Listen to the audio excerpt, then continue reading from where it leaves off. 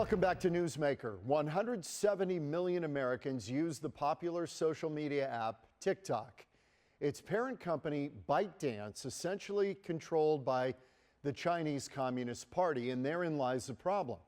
China may be using TikTok to gather all kinds of personal information from unsuspecting subscribers, and that potentially poses a threat to U.S. national security. This week, a bill to ban TikTok sailed through the U.S. House of Representatives with bipartisan support at rapid speed, but it may have trouble passing the U.S. Senate. Tim Romer is a cybersecurity expert who knows a lot about this stuff. Mr. Romer joins me now on Newsmaker. Great to see you. Great to see you, John. Thanks for having me. I think it would be instructive so people know what we've got on the screen here, which is truly an expert. Can you just run down the stuff you've done, Tim? I think it's important. Absolutely. Arizona guy, born and raised, but I was recruited to join the CIA when I was 20 years old at Arizona State University. I served 10 years in the CIA, 2 where I was stationed in the White House Situation Room as a nonpartisan CIA detailee. And then after 10 years total of working for CIA in Washington, D.C. in the Langley, Virginia area, I moved home to Arizona and I worked for Governor Ducey in a wide variety of leadership roles, including where I ended my tenure as the director of the Arizona Department of Homeland Security and the chief information security officer for the state of Arizona, which essentially means as I was responsible for our cybersecurity and running the Department of Homeland Security for the great state of Arizona. Okay, that is quite a resume. Tim, let me start with TikTok. Do we know for certain, is it known that Communist China is using this information? I think it's pretty well known within the ranks of national security experts that this is taking place. And this is why there's really unanimous consent on the ban of TikToks or making the parent company, sell off TikTok. Because based upon my career, what I'm seeing is I'm seeing classified briefings taking place at the highest level of government. And those congressional members coming out of those briefings are voting nearly unanimously to ban TikTok. And that to me speak volumes for the grave national security concerns of this company. Okay, ByteDance is the parent company of TikTok. ByteDance, as I understand it in China, all businesses in China basically it's laid out in their constitution, I believe, whatever that is, that anything they produce or have, if the Chinese Communist government says, we want that, they are compelled to turn it over. That's correct. At the end of the day, let's look at this as the totality of the circumstance. Let's not, complicate it too much. Still a communist country. They still have the ability to ask any of their companies to do anything for the Communist Party, and it will take place. That's in the simplest of terms. So when you look at it from that perspective, the United States has no assurances whatsoever that this information will not be divulged to the government of China when they are asked to do so. In fact, when their CEO testified in front of Congress last year, they actually raised more alarm bells based upon his testimony from members of Congress and people around the country. I remember that. Now, the fact, and some of the politicians are kind of taking cover saying, well, these servers are in, I believe, Texas for ByteDance, for TikTok, I'm sorry, that these servers are controlled by an American company in Texas. But that just means that they're holding it. It doesn't mean that the information isn't getting back to Communist China, right? Correct. Still, when the company is owned by China, you have no guarantees with what types of backdoors are in place from the application itself. What type of data is it, collecting? Where is it being stored, as you brought up, is only one piece of that puzzle. I like to use the comparison of over a year ago, a Chinese weather balloon flew over the United States, and everybody took issue with this. And they said, we don't want China looking over the United States of America.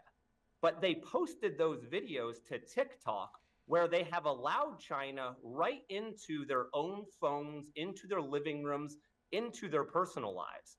So unfortunately, what's taking place is U.S. citizens are just not comprehending the physical consequences to this issue. They think it's a virtual issue, but it's not. It's a physical issue with real world ramifications and huge national security and public safety concerns. Okay, so it seems that if you're, let's say you're a lawyer, the way to split the baby here, to maybe save TikTok, is to get ByteDance and the communist connection out.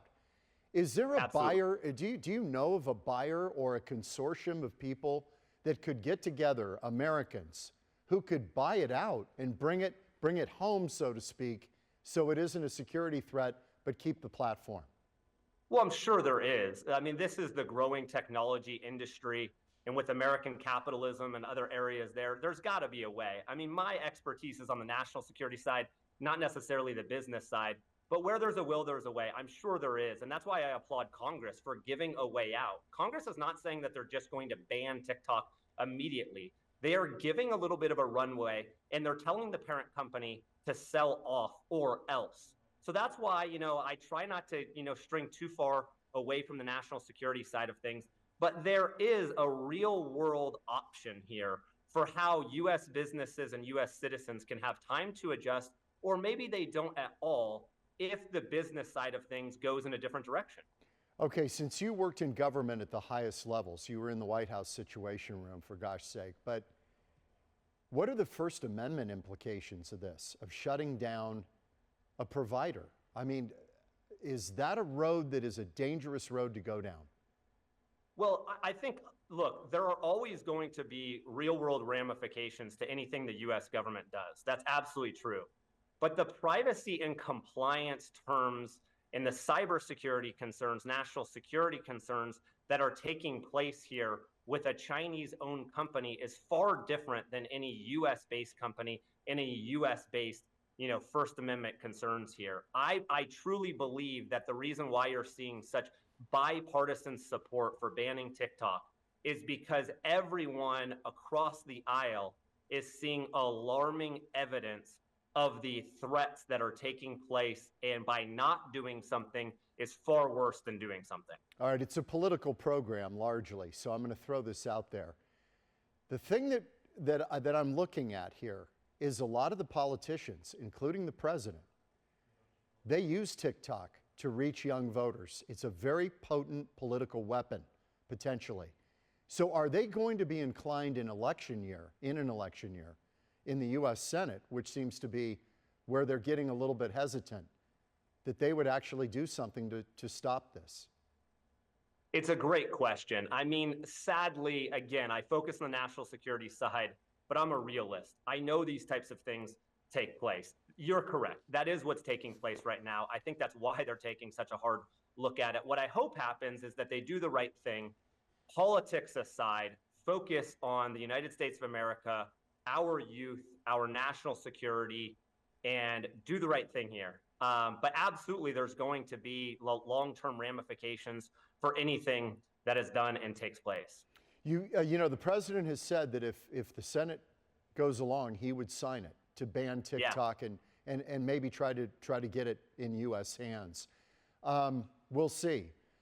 I believe that's why what you're seeing is the classified briefings the president is giving, that's receiving, having been somebody to work in the White House Situation Room. I think the amount of evidence is overwhelming, which is why you're seeing such a strong stance from Washington, D.C. Yeah. Okay, Tim, I'm just curious. Is there anything remotely like TikTok as we know it in the United States in China? That I'm not aware of. I know China has a wide variety of different media tools. I'll just say that, in the United States, there's a wide variety of social media applications that you could use as an alternative. So I'm not comparing the two from an espionage perspective or anything else. I'm just saying, if it's the business community, if it's a citizen, if you want to get word out, use your First Amendment, things like that. If you want to reach a wider audience, there are plenty of options out there. I think, the state of Arizona, as well as many other states and the federal government, have led by example, banning TikTok to be used on any government devices. I think it's about time, and we're seeing that next step is banning it, throughout. Yeah, I guess what I'm alluding to is I've heard stories that in China, their version of TikTok is an educational tool. There is none of this kind of garbage on the platform. They would not have it, in other words. Right. I do worry about the fact that TikTok always seems to be slow to respond to taking down content that is a threat to public safety, that is a threat to our children growing up here. It always tends to be a little bit of slow, and that's what the CEO had to address last year in congressional testimony. And again, I don't think it went very well. I think it actually did more harm for them than it did good, and that speaks to the facts surrounding this case and this situation. Tim, final question. When you look at kind of the macro view of this whole thing, I mean, you've got an open society pretty much here in the United States, and all kinds of bad stuff can enter. You don't have that in China. They're controlling everything. Are we at a distinct disadvantage now against our adversaries because of this? I think, to your point, I think our adversaries are using our freedoms against us. I think it's been taking place for quite some time, and we need to be able to be strong, and we need to be able to stand up and to fight back. We don't want our strengths to become our weaknesses. To your point, I do believe our adversaries are preying on our strengths being our weaknesses, and I applaud everyone involved for standing up now and taking this threat very seriously. Yeah, that's kind of my take. I sure appreciate it. We're going to have you back. We're going to do a good long-form streaming on our streaming site with you in the future. My pleasure. Yeah, I'd love to do that. Tim Yeah, Romer, absolutely. I'm available anytime. I'm local. I care passionately about protecting our communities, and I think what Fox 10 does, as well as the other stations, does a phenomenal job of getting the word out and helping to protect Arizonans. I appreciate that, Tim. Tim Romer, cybersecurity expert, and we're going to have you back. We'll book it right after this is concluded. Thank you, Tim. Thanks, John. Good to see you. We're back in a minute on Newsmaker.